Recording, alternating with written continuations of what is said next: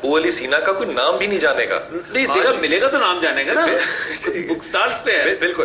اب یہ دیکھیے یہ بات ایکچولی نا میرے خیال میں اس طرح اس پہلو سے بھی دیکھیے کہ خداوند کی نا ایک سنت ہے کہ خدا نے جب بھی اپنے لیے نبی اور پیغمبر سلیکٹ کیے نا وہ اپنے زمانے کے ٹاپ انٹلیکٹس تھے. بلکہ میں اکثر سوچتا ہوں کہ اگر خدا ان کو پیغمبر اور نبی نہ ڈکلیئر کرتا تب بھی یہ لوگ اپنے زمانے کے ایک بہت ہی زیادہ قابل اور ذہین لوگ بہترین انسان تھے اور اپنے کریکٹر اور نالج کے بیسس اپنی نبوت سے پہلے اسٹیبلش کر چکے ہیں. اب دیکھیے خدا کے نزدیک یہ کتنی ایک محبت والی بات ہے. اور یہ اپنی دوسری بات کی نا الہام والی. اب غور کیجیے سارا زمانہ جو ہے نا وہ ایجوکیشن سے نالج سے وزڈم سے بڑھتا ہوا شاید انٹیوشن تک پہنچ سکتا ہے. یہ ساری کی گروتھ جو ہے یہ اقبال ایک انٹرنل گروتھ بتا رہا ہے نا, لیکن مسلمان کا جو وزڈم ہے وہ شروع ہو رہا ہے ایکسٹرنل وزڈم سے, الہام سے. یہ انٹرنل گرو نہیں ہو رہا اور وہ اس سارے انٹیوشن کو ریشنل نہیں کر رہا, وہ اس کو نارمل لے رہا ہے کہ یہ ایسا ہی ہونا چاہیے کہ خدا کی طرف سے مجھے خیال آئے اور پھر میں بیان کروں. اور سننے والا بھی اس کو کس قدر نارمیلسی میں سنتا ہے. ایک میں آخری بات ہے آپ سے اس کو, اور یہ جو علم کا سارا زمانہ ہے نا اس پہ میرے خیال میں جتنی امپورٹنس استاد کی ہے اتنی ایک کنٹینر کی بھی ہے کہ لینے والا جو ہے وہ کس قدر عاجز ہے. حسن بصری گئے رابعہ بصری کے پاس, ساری شب ان کے پاس گزاری. صبح لوگوں نے کہا کہ حسن بصری رابعہ کے پاس ساری رات بیٹھے رہے. اس نے کہا بالکل سچ کہا, اور کیسی عورت ہے, رات بھر اس نے احساس نہیں ہونے دیا کہ میں مرد ہوں. اب یہ کون استاد کہہ رہا ہے اور اس زمانے میں وہ سیکھنے جا رہا ہے. اب یہ کنٹینر والا جو ایسپیکٹ ہے میرے خیال میں مسلمانوں کے اندر یہ بھی ایک بہت کنٹینر کا ایلیمنٹ بھی ہے, لیکن ایسا مسئلہ یہ ہے کہ ہم استاد بھی تو اس لیول کے ہم اب وہ نہیں رہے. پہلی بار میرا سوال جو بنیادی چیز تھی کہ کیا دنیا میں جہاں بھی علم آیا ہے مسلمانوں کا سب سے پہلا تو انہوں نے ترجمہ جو ہے نا دنیا کا پورا علم جو تھا نا وہ ہم لوگ انہوں نے لا کے ترجمہ کر کے اکٹھا کیا اور اس کو گڈیری کی طرح چوس کے پھینک دیا. پھر ان کی کریٹیوٹی شروع ہوئی. یہ تم لکھتے رہے, یہ تو منطقہ اور فلسفہ بگاڑتے رہو, تمہاری تو حیثیت کوئی نہیں. ہم نے علم کو ترجمہ تک کرنا چھوڑ دیا, جو کبھی ہماری معراج ہوتی تھی کہ ہم پورے کا پورا علم جو ہے اپنی زبان کے اندر دیکھیے اس بات کی بات بالکل درست ہے. سب سے بڑا المیہ جو پچھلے 60-70 سال میں خاص طور پہ پاکستان بننے کے بعد ہوا ہے کہ ہماری اردو زبان گم گئی ہم سے. امت مسلمہ کی یہ تیسری بڑی زبان ہے دنیا کی دوسری تیسری بڑی عربی, جس میں اسلامی لٹریچر ہمیں جو ملتا ہے. ہمارے جو تمام سابقہ علوم کی کتابیں عربی میں ہیں یا فارسی میں ہیں اور اس کے بعد اردو میں ان کا ترجمہ کسی حد تک ہو چکا ہے. سائنس اینڈ ٹیکنالوجی کی جو تمام پرانی کتابیں ہیں ان کا ترجمہ اردو میں نہیں ہوا, لیکن کم از کم سوشل سائنسز اور دینی علوم کی تمام کتابیں ٹرانسلیٹ ہو چکی ہیں. بالکل ٹھیک. اگر آپ اردو زبان کو گم کر دیتے ہیں تو ہم اپنے 1400 سال کی تاریخ اپنے بچوں کے لیے گم کر دیتے ہیں, اور یہ بہت بڑا المیہ جو ہیروز بنتے ہیں نا دماغ کے اندر وہ بہت بڑا المیہ ہو گیا ہمارے ساتھ.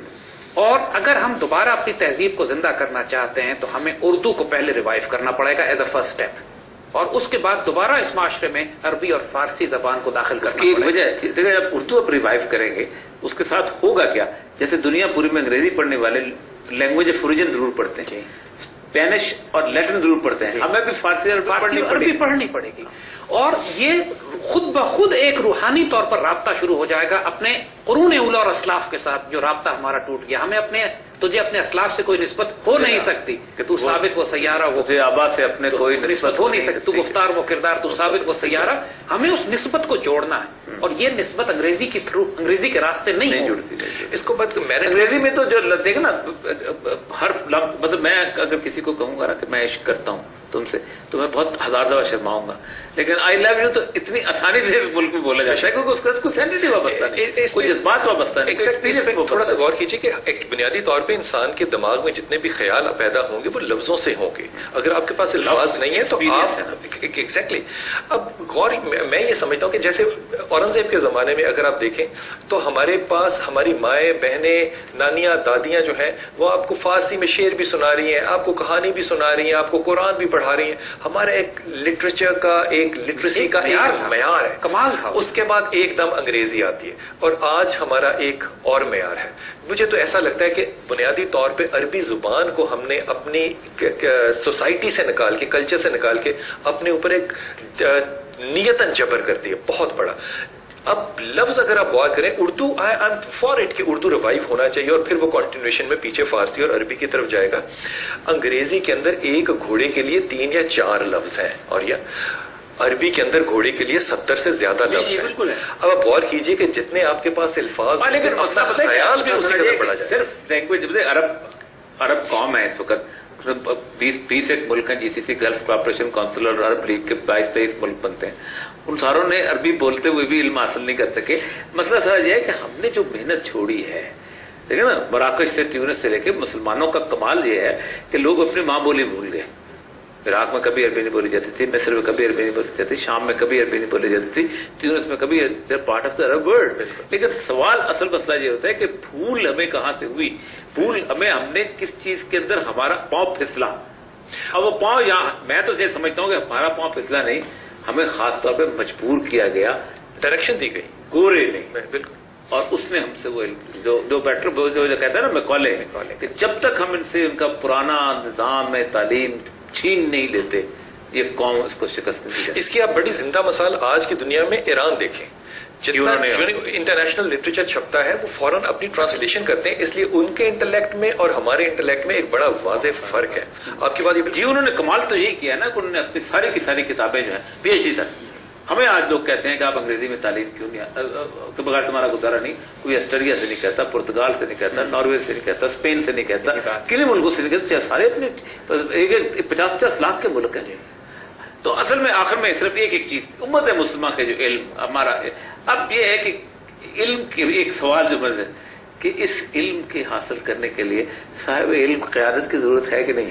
دیکھیے, استاد اور مرشد کے بغیر کام نہیں ہے. میں اوور آل کیا جی, اوور آل قیادت بھی لازم ہے کہ ہمیں جب تک ایک مرکز مسلمانوں کو نہ ہو, خلافت نہ ہو, ہمارے پاس ایک مرکز نہ ہو, اور پھر قرآن کی طرف اوریجنل رجوع کرنے کی ضرورت ہے. قرآن اپنے اوریجنل عربی الفاظ میں معجزہ ہے جو کہ ہر دور کے لحاظ سے نئے مفہوم دے گا. آپ جب تک پرانے ترجموں اور تفسیروں سے قرآن آج کے جدید دور میں, اقبال کہتے ہیں کبریت سے بجلی کا چراغ نہیں جلایا جا سکتا, تو اسی لیے جدید دور کے مطابق قرآن کی تشریح بھی قرآن ہی سے حکمت لے کر حضور کی سنت کے مطابق کرنی پڑے گی, اور اپنے وقت کے جدید جینیس افراد کو کرنی پڑے گی جیسے قرون اولیٰ میں ہوتا تھا. آپ میرے خیال میں اس کے اوپر تو کوئی گنجائش بات کی ہے ہی نہیں کہ خلافت جو ہے اس کے علاوہ ہمارا اور کوئی سولوشن نکلتا نہیں ہے. اور میرے خیال میں, اور یہ میں بات بڑی ادب سے کہہ رہا ہوں کہ یہ وقت آتا اب نظر بھی آتا ہے, اب کوئی اور سولوشن رہ ہی نہیں رہے. ناظرین, آج سے صرف 100 سال پہلے اس پوری دنیا کو حصوں میں تقسیم کیا گیا. اس پوری دنیا کے اندر 1920 میں لیگ آف نیشن میں ایک پاسپورٹ آیا, اور اس کے بعد 1926 میں ویزا کے قوانین بنے. اس دنیا کو ٹکڑوں میں, حصوں میں, نسلوں میں, رنگوں میں, علاقوں میں تقسیم کر دیا گیا. آج 60 سال کے بعد وہ قومیں کہ جنہوں نے 100 سال جنگ لڑی تھی, انگلستان اور فرانس, وہ قومیں کہ جنہوں نے پہلی جنگ عظیم اور دوسری جنگ عظیم لڑی تھی, جرمنی اور فرانس اور انگلینڈ, آج وہ ساری قومیں ایک پارلیمنٹ, ایک کرنسی, ایک کانسٹیٹیوشن اور ایک طرح کے نظام کے تحت منسلک ہو گئی ہیں. آج ان کو پتہ چل گیا ہے کہ یہ دنیا نیشن سٹیٹس کی دنیا نہیں ہے, یہ دنیا اکٹھے مل کے رہنے کی دنیا ہے, علم کی جستجو کی دنیا ہے, اور یہ الارض للہ ہے, اللہ کی ایک کائنات ہے.